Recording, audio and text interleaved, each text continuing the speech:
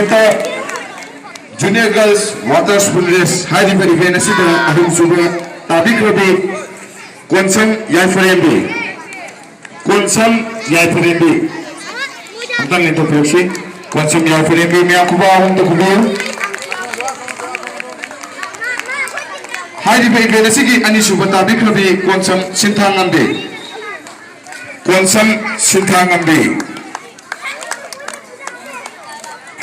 Water spoon race for junior girls event अहम ताबीख्रबी तखेलंबम लंचेंबी मैं खुबा अहम तकुबियो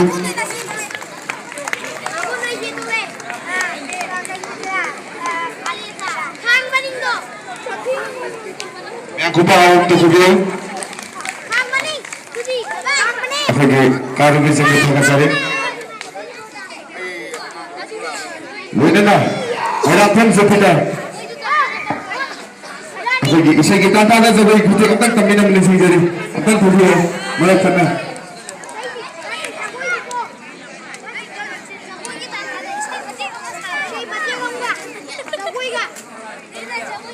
माफी करें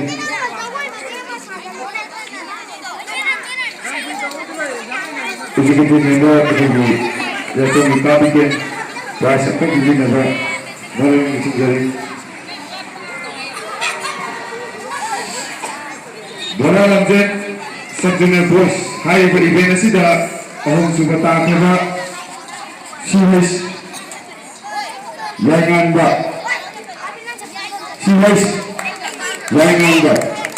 yang kuda ahum tu kuda hari event sida ani subata kena ti ciklingan pa Cikling apa? Ani subata apa? Kagelambam cikling apa? Ya kuba aham tu kubiyo. Hari begini segi. Aham bertakwa Moyangkem Jupiter. Moyangkem Jupiter di dalam tu yang aham berkumpul tu kubiyo. Bahkan di event tu bola lamjan junior boys. Hari begini segi. Aham subata takwa Mangar. Masalah terus anak kami lebih dari sejarah wahai mangar.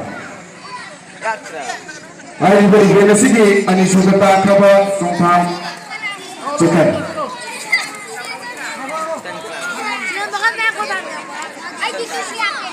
Wahai mangar, ahum subata kaba wahai mangar.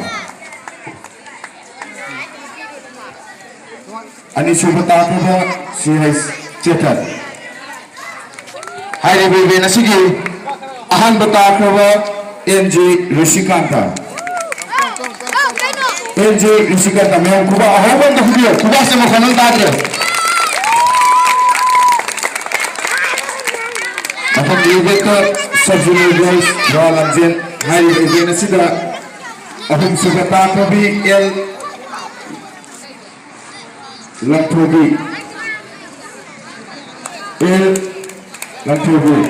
मैं खुबा untuk kubiyo hari ini nasida ani subata कभी के Sweety ani subata kami ke Sweety hari ini nasida ahan bata kami ke Jinarani ahan bata kami ke Jinarani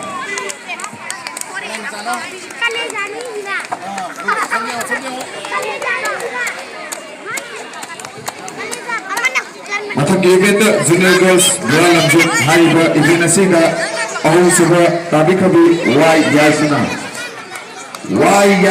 ahum suba tabi kabi why yaisna mother of why Nalasandra hari event nasida ani suba tabi kabi ti hais buntu ani suba tabi kabi ti hais buntu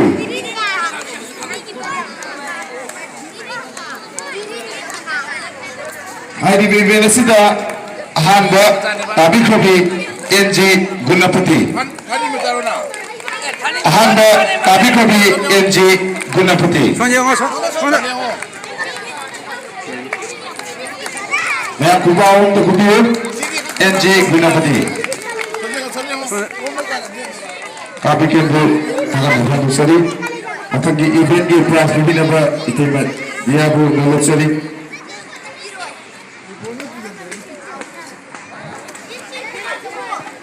मथंग event sub junior girls सफू थुगाइबी हाइबा event असिदा सफू थुगाइबा मंद्रगसु या नक्ना थोंगिबा ngaduni Thangjam Thasna Dadalos Thangjam Santa Thangjam Thasna Dadalos Thangjam Santa सफू दी थुगाइबे या नक्ना थोंगिबा या थुगा के वीडियो फास्ट ने सफू थुगाइबी दी फास्ट ने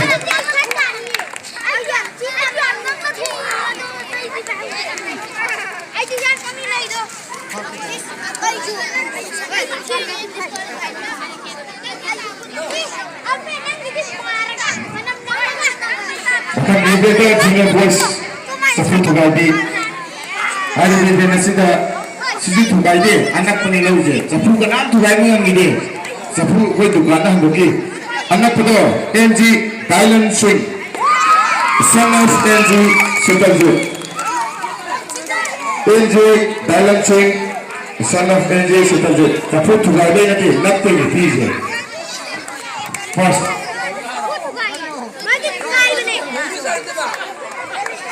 मथंग इवेंट मिठाई लाफी सब जूनियर गर्ल्स हाइवे इवेंट असिदा अहम सुबह ताबिक कभी थांजम थासना अहम सुबह ताबिक कभी थांजम थासना मान लो लोग जो हैं तो अहम सुबह ताबिक कभी थासना थांजम हाइवे इवेंट असिदा अहम सुबह ताबिक कभी नाकम इरी कोम्बी